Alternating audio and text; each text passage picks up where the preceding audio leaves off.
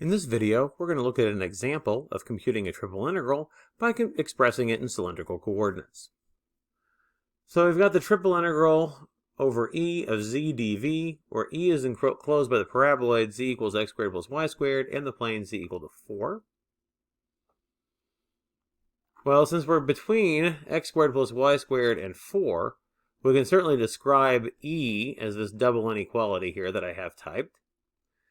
To be able to convert this into cylindrical, well, we notice that this is just the same thing as saying that the z is greater than or equal to r squared.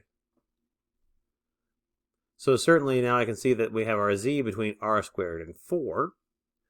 The rest of this is that the solid with the intersection of these two surfaces is x squared plus y squared equals 4. So this solid lies above that region. We're not given any restrictions other than that we have to be within that circular disk. So we can describe that circular disk as the r values being between 0 and 2, and the theta values being between 0 and 2 pi. So we can describe our solid in cylindrical coordinates in this fashion. Now we're ready to evaluate this integral.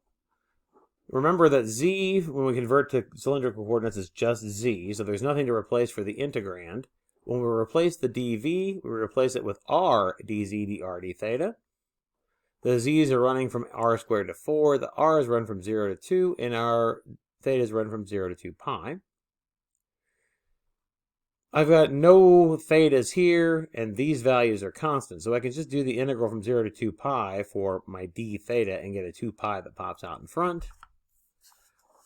An antiderivative of rz with respect to z is just 1/2 rz squared.